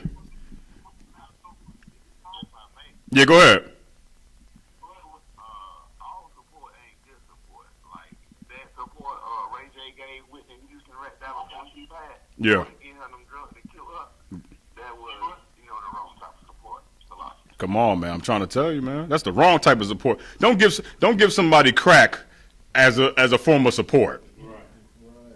Like, hey, brother, give him help. Again, this whole "what's wrong, Ak? What's wrong, brother? How you doing, brother?" are very foreign things that we need to start implementing into our vocabulary. Right. Go ahead. What you just said is so heavy, I'm talking about. You can walk down the street in any neighborhood, USA, what I'm talking about, and you would see the most disrespected man, the most unappreciated and unloved man walking down the street. And like you said, nobody would stop and say, "What's going on? How you doing? How you feeling?" None of that. Because it's this conception, this misconception that says that, a man's supposed to be strong, what I'm saying? But sometimes men fall weak too, what I'm saying? We gotta find brotherhood, be able to pick one another up, what I'm saying? Damn right. We don't continue to fall in that trap of the world, what the world has to offer, what I'm talking about. Damn right. Damn right. Go ahead, Cassius. Going off of what Trooper Yahanna just said, one of the things that is a attribute of brotherhood is compassion. And if you aren't operating in compassion, you will never even see your brother when he's in need. Right. He can be standing in front of you hurting, but you won't be able to see him because you don't know what compassion is. Right. And I take that very serious because some brothers, I won't say within here, but I'm saying some brothers, they find compassion weakness in another man. Right. I find it to be strength because in order to show a brother that you're showing him a vulnerability, to let him know you aren't in this fight by yourself. That's I right. can see you and I recognize you. Right. I know that you're going through something. Some will see that like, oh, he's weak. Right. Me, I've been through so much in my life to where now the fight will wear you out in the sense of when you're fighting for nothing. Right. So now there's an abundance of compassion that I have, but I'm still trying to sort out the way that I move. Because Right. There's things you can't see within the brotherhood. Sometimes you may not see certain things, Yeah. and it causes you to back up. But one of the things we have to operate in is compassion. That's If right. you're trying to be too hard, if you think you're too tough, you'll walk right past the brother and never know. I've seen brothers where I would speak to them and they were on the verge of crying. Right. And I could see it in their eyes. Right. Just because someone took a second just to come up and be like, "What's going on?" That's I'm talking right. Complete strangers. Right. You can hear it in their voice where the voice would crack because they want to cry. I've heard that. That's right. I've been one of those brothers myself where I've been on the verge of almost shedding tears. Yeah. Just because someone might have taken a moment. Mm-hmm. So it's very powerful. We have to get past that exterior. You can be masculine and still love your brother, and that's what people don't understand. Right. That's right. That's a very heavy point, man. Yeah, go ahead, brother. I hear you. If I may, one heavy topic that you got going on here tonight, what I'm talking about. The water. This is the only thing that I got to say to it that might sum the whole thing up. The brotherhood in the black community, what I'm saying, until the I.S.U.P.K came along, it died when Mike came through and said we need to integrate with. Come on, man. You already know, man. When Michael King, who the world ignorantly knows as Martin, came along and said that, hey, we need to eat at their table, we's bees this, and we got to do this, and that nigga mentality, that slave mentality of how we need to love our oppressor, and didn't realize after he joined us into that burning house, he was like, damn, maybe I shouldn't have did that. Because now look at us. No brotherhood at all because of him. You want to join us to that? Why? Look at them. Listen, I said this at camp. Everything that is white is out to kill you. Everything. From the white man to the table salt. Crack is white too. Cocaine is white. The cocoa leaf is white. Everything, man. You know what I mean? Like it ain't by coincidence. All right, you got the scripture for me, Kasiyah? All right, so these are all these people out here that's praying for DMX. Okay, if we're gonna get into that, go ahead, Kasiyah. 28 now. The book of Proverbs, chapter 28, verse 9. He that turneth away his ear from hearing the law. He that turneth his ear away from hearing the law. So every time we go, we tell a person the proper way to pray. Come in here, and congregate with the I.S.U.P.K, and we giving you the laws. Anytime you want to ignore that, right, and you don't want to hear the law, keep going. Even his prayer shall be abomination. Even your prayers are an abomination. So all you people outside, you congregating outside of that hospital, and Steve Harvey dressed like Darkwing Duck talking about, oh yeah, you got to keep them lifted up in prayer. Your prayers ain't going nowhere because your prayers are an abomination. Right. Okay? Steve Harvey smoking a goddamn cigar on stage. You can't do that.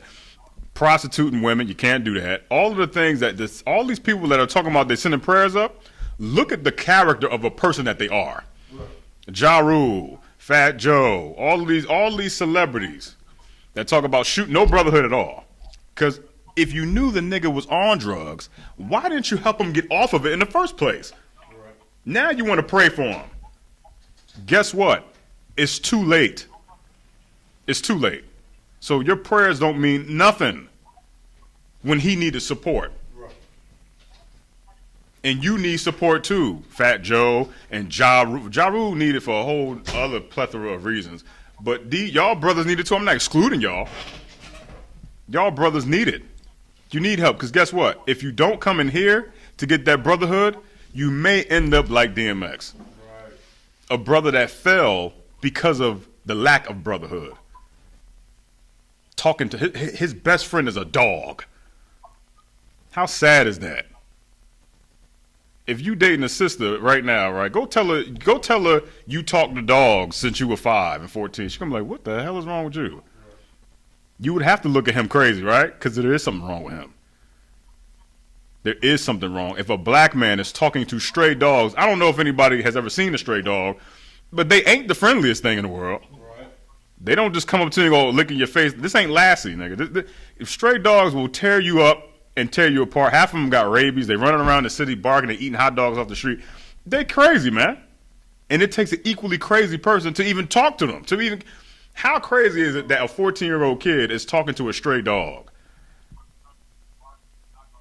Jesus Christ, we destroyed, man. Yeah, go ahead.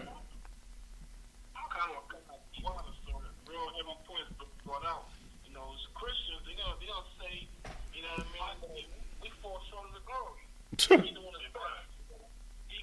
could be the best pastor, even if he's cracking or not. And a pastor gonna say, you got to start speaking of dogs, speaking in tongues. If you're talking to dogs, he just talking in tongues. Yeah, Christians don't have answers. They make excuses. That in a nutshell, that's what it is. So all you praying for them, go ahead, brother.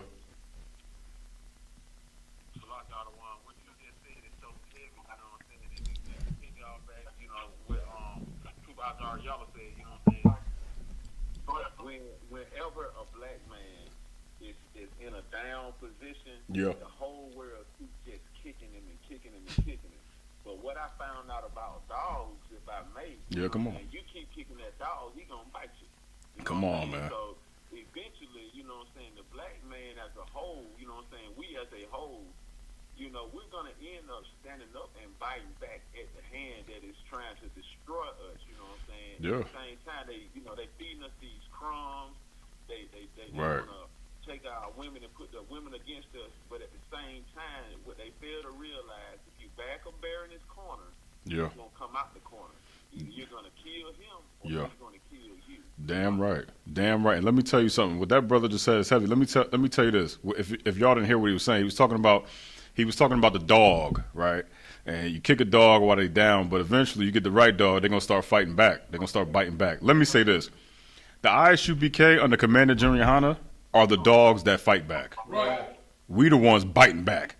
Because all of us in here, from the people on the phone to the people watching at home, we have been the dogs that have been kicked and beat down, man. Right. We the ones that have been stepped on. All of us in here, even on the phone. You're the dog that's been stepped on, and you knew you were getting stepped on. Which is why we all have the same gripe as black men. Not as black people. We want to talk about specifically the brothers. Because there's a brother of ours in the hospital. Because a man has been beat down to a pulp. That's what happened to all of us. Is that not the one thing that bonds us together in the first place? Right. When we have brothers in here, we talk about stories, right? When warriors get together, warriors have war stories. And black men, y'all know what I'm talking about. You talk about some horrific event that happened to you. Oh, well, man, my baby mama did this. Oh, I remember one time I got shot, and then this happened. I went to jail, and then they tried to keep me down. We have war stories to say, man. And the reason why we have those war stories that we could talk to about amongst the brothers is because we have brotherhood in here. Right. DMX didn't have a brother to tell his war story to, which is why he's going to war with himself and talking to a damn dog. He's sitting there like this last year. Hey, boy, what'd you say? Timmy stuck in a well. Dogs don't talk. You understand? This brother has been beaten down to a pulp. And had he had a brother to listen to his war stories, we can all sympathize with him and go, yeah, bro, well, let me tell you my story. And through that, we bond. Because that's what brothers do. If sisters ever heard what we talk about, you go, what the hell are they talking about? They don't really talk about nothing. Not to you. Because it's a whole different fight that we have to fight. It's horrible for us. Go ahead, Kasia. It's a lot, sir.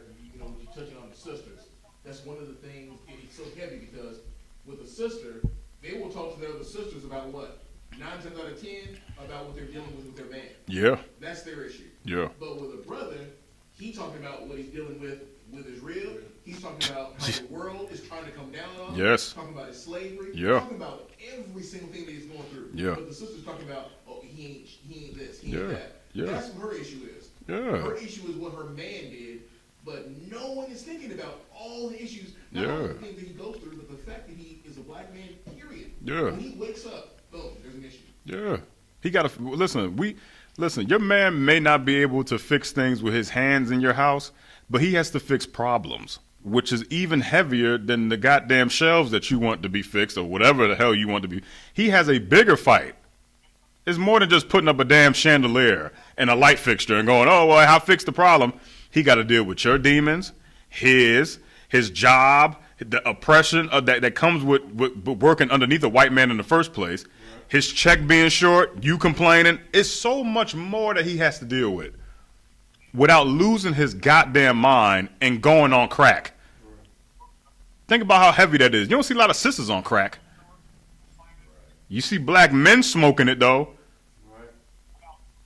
Cocaine to escape the very oppression and pain that it is to be a black man. And when sisters, y'all look at us, and like I said, this ain't an attack on women at all.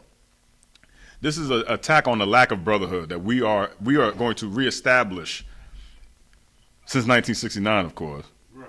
We are reestablishing that order. Black men go through too much. And the next time you got a black man, you see him, just look at him in his face, right? And just understand that he's not happy inside. But we disguise it very well. Because we have to. We're bred to be strong like that. And you should respect him because of it. Let me tell you something let me tell you what else is heavy that a lot of people don't know. And this is specifically, I'm talking to the sisters because I love y'all and y'all need to hear this. Because we need your support more than we need the white man. We don't give a damn about him. Right. But when we come home to you, we like a little bit of a nice person to deal with from time to time. Because you also help to keep the brotherhood going, believe it or not. But just hear this out, right?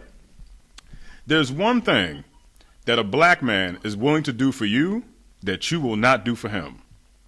And that one thing is he will die for you.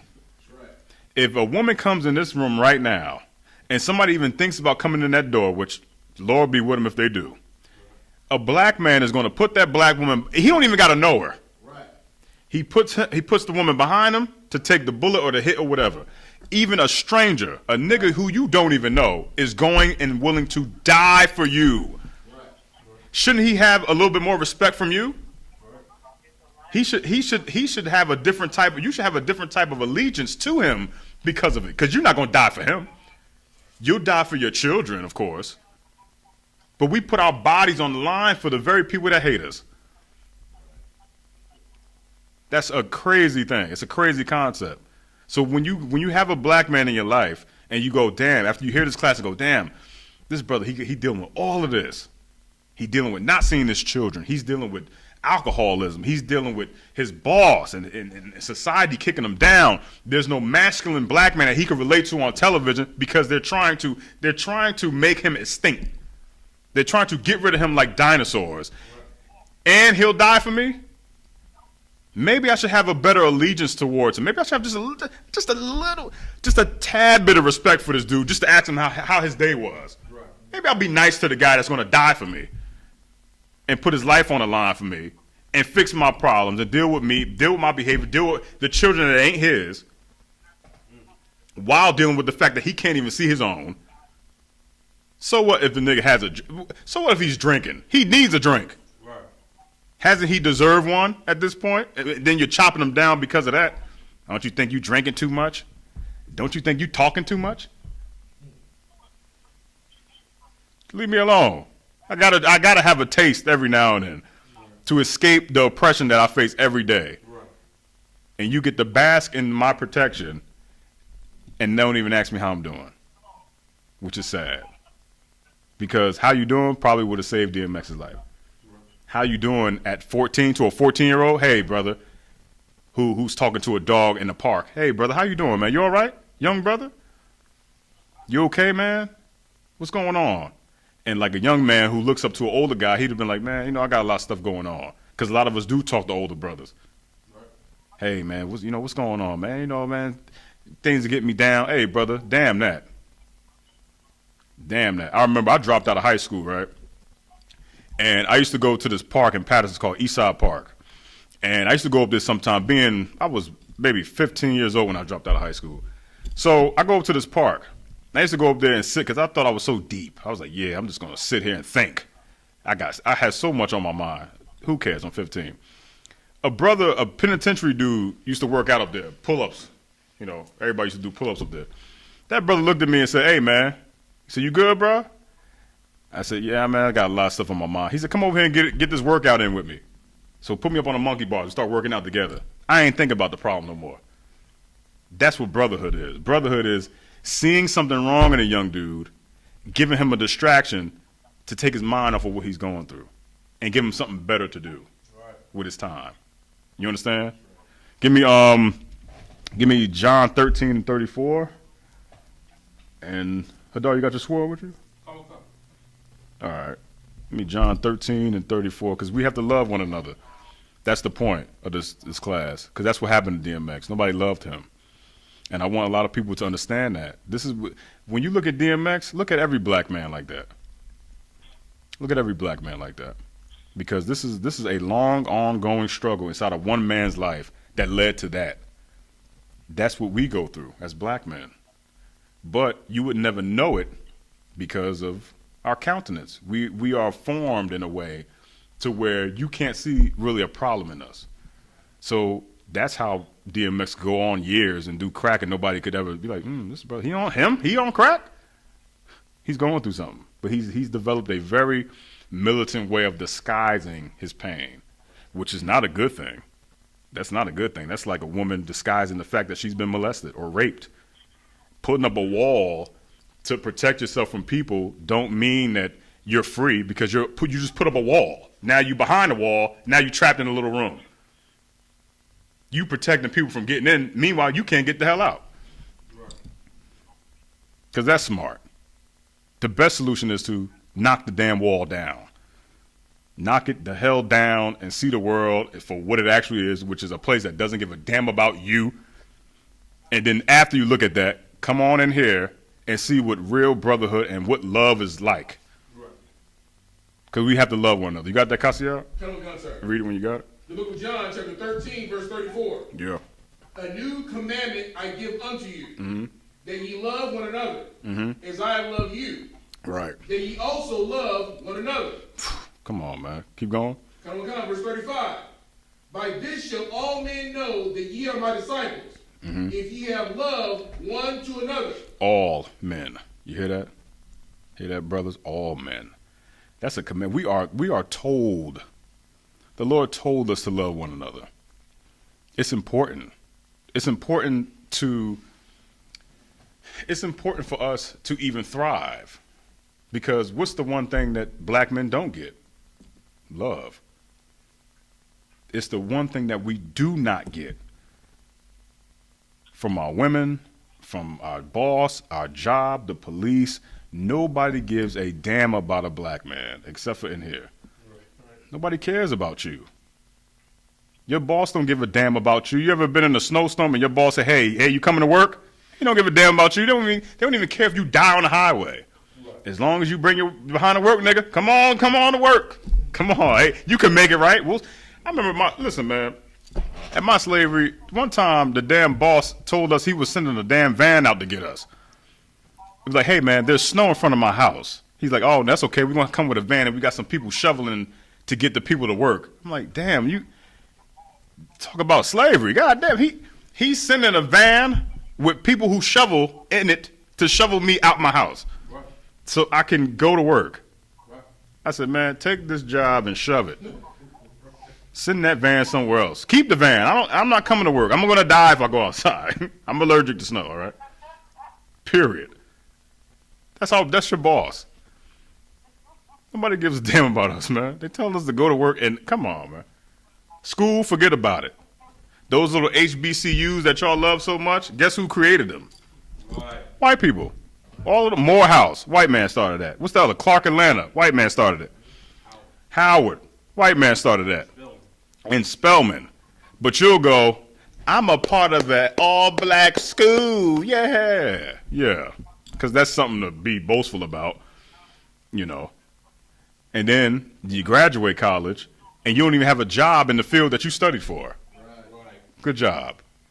Guess what? Them student loans ain't going nowhere. You got to pay that.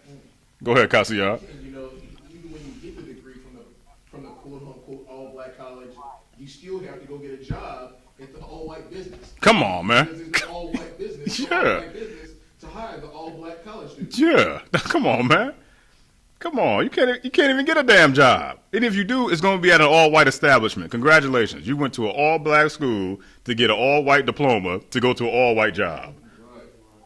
And get paid no money at all. Right. You did all that studying for nothing. That's a damn shame. Read that again from the top, Casilla. Come on, God. Yeah. The book of John, chapter 13, verse 34. Yeah. A new commandment I give unto you, Yeah. that ye love one another, as I have loved you, Yeah. that ye also love one another. Right. Keep going. Verse 35. By this shall all men know that ye are my disciples, Right. if ye have love one to another. Come on, man. Give me Luke 6 and 31. Adar, I'm going to let you get it. That's what we need to do. It's a very simple concept. So the title of this class is What Really Happened to DMX?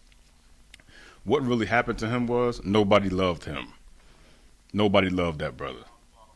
Go ahead, brother. It's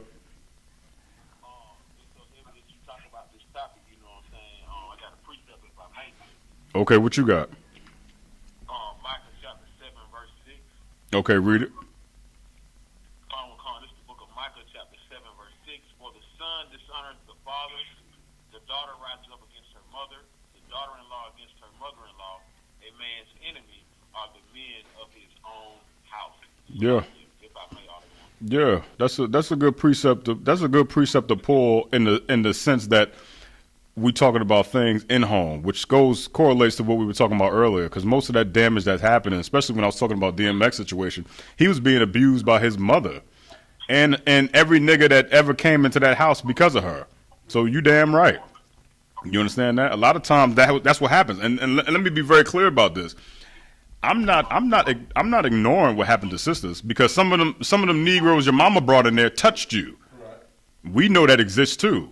But let's not ignore the things that happens to brothers too, because guess what? It happens to us too. It happens to us too, most of the time, all the time. Okay, so if we're talking about loving and we're talking about caring, let's just stop doing it on the one side. Let's do it for the brothers too, and we'll do it collectively together. We'll hurt together, so that way we can heal together. Go ahead. If I may, Yeah. you know, I think what affects our brotherhood more than pretty much more than anything is that a lot of us we love that heathen dollar so much. Our love for money it blocks out our love for our brother. It's just like DMX and a lot of other people, especially in my community that I know of. You know, Yeah. I've known people that been in the hospital and ICU for smoking so much crack, but as soon as they get out, everybody knows the reason why they were in ICU. Come on, man. And would still consider to sell him crack, Yeah. until they killed him. Yeah. And, you know, in 1 Timothy 6:10, they say, for the love of money is the root of all evil. Right. While some coveted after, they have erred from the faith and pierced themselves through with many sorrows. I mean, destroying families. I mean, destroying neighborhoods because, you know, for their love of money, they're willing to sell drugs and stuff to their brothers or their sisters or their children, you know. Yeah. I mean, it's just crazy of how we sit there and destroy our people with these drugs and stuff. And, Right. you know, just for the love of the dollar and not loving their brothers. Yeah. Let me tell you something, man. Y'all want. Yeah. Go ahead. What Triple Deshaun had brought out is so heavy. At the end of Micah chapter 7, verse 6, it says, a man's enemies are the men of his own house. You know what I'm talking about? You know, when you go back and look at the house of Israel, the nation of Israel, we started out as a family, you know what I'm talking about, as brothers. You know what I'm saying? So when it says that enemies are the men of his own house, we are actually, you know, literally doing it to ourselves based on the fact that, like Triple Deshaun said, for that love of that dollar bill, you know what I'm talking about, that filthy lucre, salaki. Yeah. You could always tell when the spirit of brotherhood is hitting, because brothers start pulling scriptures out anyway. You know that? Yo, I'm sitting here like, yeah. You could tell, but when we had these discussions like this, right, and these brothers on the phone, yeah, because it was like in Micah the 3rd chapter. You know what I mean? And they start bringing it up. You be like, nigga, you be like, hey, brother, that's my job. What the hell are you doing? Hey, cool it. I ain't get to that scripture yet. How the hell are you gonna pull it? I'm only joking with y'all though. I'm good. Just be careful when y'all pull scriptures, because you know you're not allowed to break them down and battle people. So I hear what you're saying. I dig it, and you're absolutely right. Just be careful. But I appreciate those scriptures though. I really do, because the brotherhood is hitting tonight. It's in the air. If you couldn't feel it, it's in the air. And like I told y'all, Salakia me to death. I don't give a damn how many times. That's why I keep stopping, because now brothers get to finally have that talk that we all needed to hear, which is you ain't alone. Right. You're not alone in your fight. You ain't alone in your pain. DMX is a brother that was alone. And to prevent more DMXs from emerging, we have to look at a young brother who's 14 years old and go, how you doing, brother? Or shoot, even a brother that's 5 or 28 or 38. Hey, brother, how you doing? What's wrong? That's what the brotherhood class is about. The brotherhood class is not, it's not about men getting together and talking smack. It's about brothers connecting to build brotherhood amongst other brothers. Right. That's all it is. You know what I mean? And I wish that I shouldn't say wish, because wish is kind of weird, but I'd like for DMX to be in here. I would love. We say Hadar? Yeah. Pray that DMX would have ended up in here. Go ahead, brother. What you bringing out is so heavy, you know what I'm saying? Man's and having this He about to pull another scripture. without bringing out the Moabites. Yeah. Back in the day, he made movies with the Moabites, you know what I'm saying? Oh yeah. So if I could, I don't want, if you don't mind, Go ahead. Go ahead. You got to Mr. Precept man right now. This is Judges chapter 3, verse 28.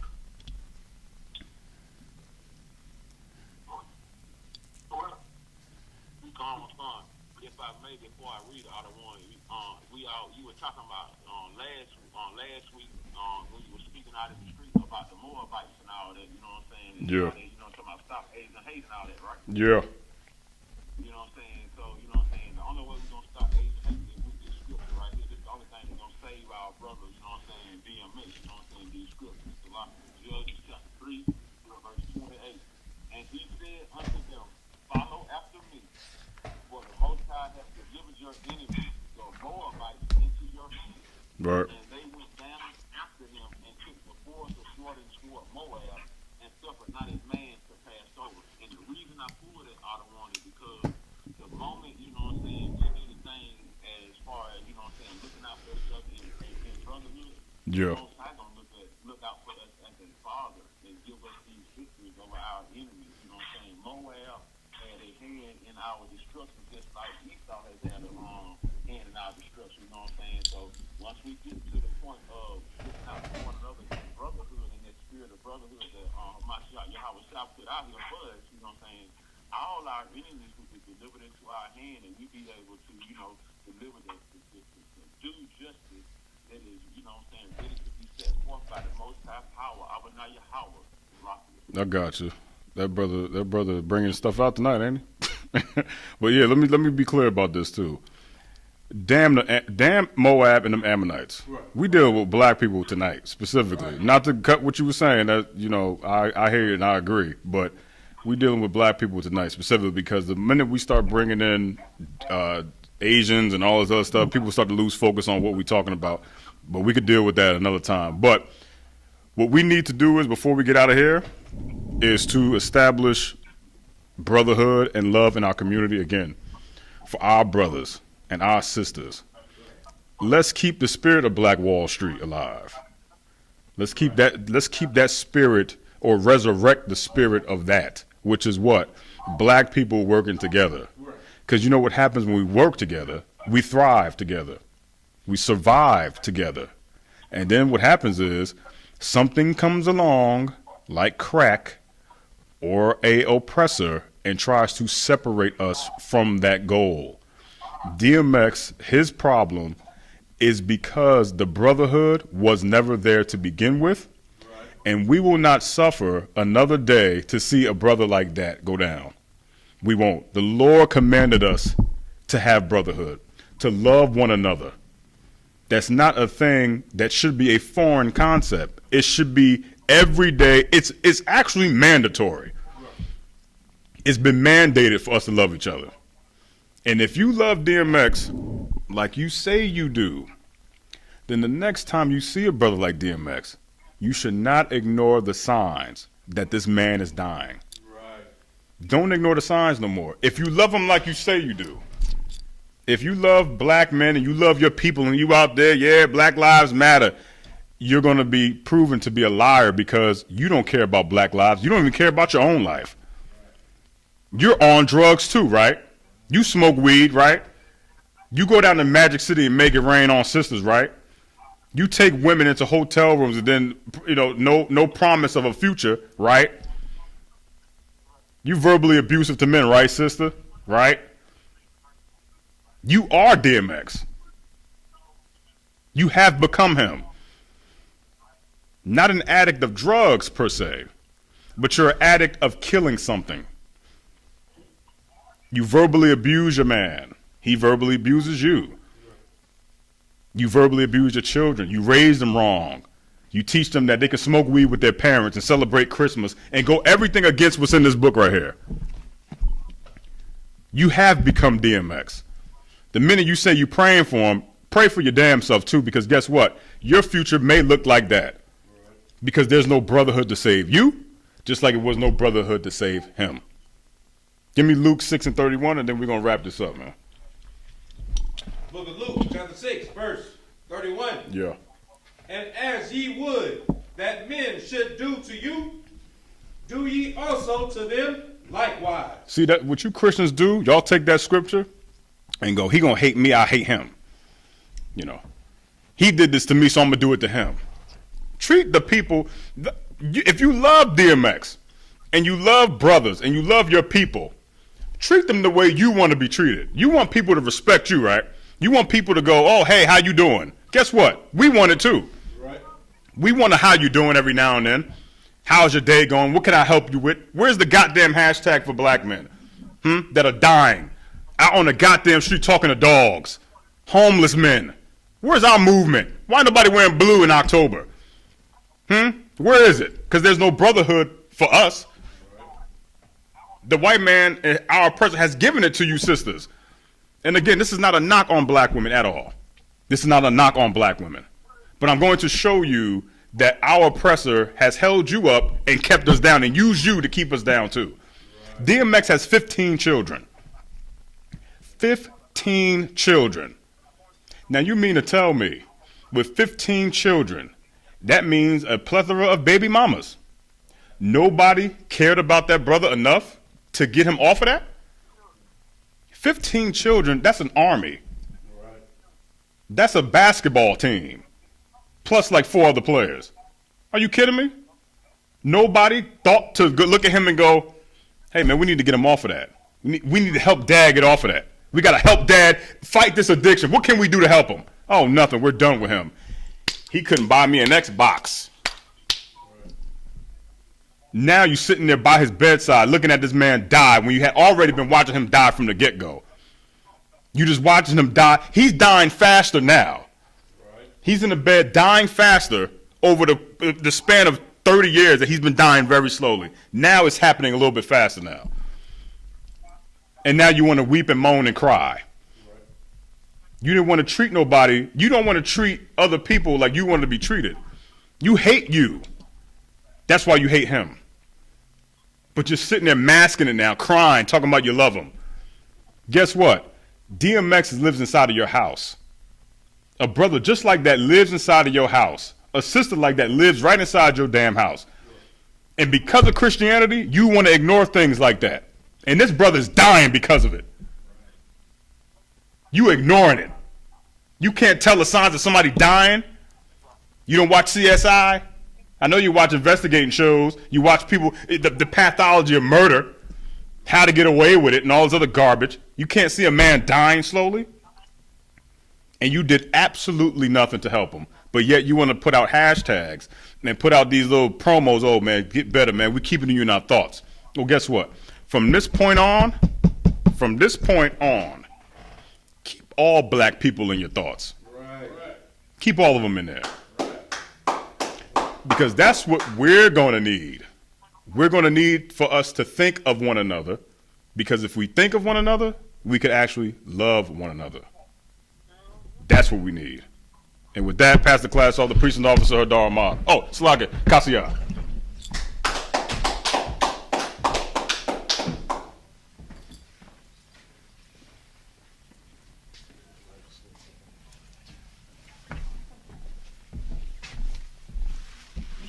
Give that powerful precinct officer one more hand. I'm going to bring you the I.S.U.P.K security announcements. We are the I.S.U.P.K started out of 1 West 125th Street, Harlem, New York. Rule for new brother and sister. When a new brother or sister comes into the school, they are off limits for 6 months. They are to be saluted only. They are here to shed themselves with the world. If they need transportation, the teacher will arrange it. After 6 months, if a brother and sister has an interest in a particular person, he or she must get permission from the head to speak to brother or sister. There's another 6 months in which the brother and sister will court each other. After this 6-month period, the brother and sister will get permission from the head to marry. Tithes, which is a commandment. Numbers 18:21. Malachi 3:8-10 means tenth in the Hebrew. Ma'ashera, 10% of every penny of increase the Lord gives you. Give to the Treasury Department or teacher, priest fund, free will offering for priest, not mandatory, whatsoever amount you would like to give. Upcoming Holy Convocation is the Passover, April 24th. Make sure that you pay your $200 fee. Everyone under 17 is in free. If anyone wants to be a trooper in the school, to start wearing all black, boots, shirt, pants, headband, and scarf. We're going to give the teacher one courteous salute. Amijim, which means to stand. Mighty Sabat. Amijim. Barak. Yahweh Shem Yahweh Shai Barakatah. What I just said was, may the Most High bless you in the name of Christ. Since there are no teachers in the class, no sisters in the class, Class dismissed. Y'all gonna tie hands down.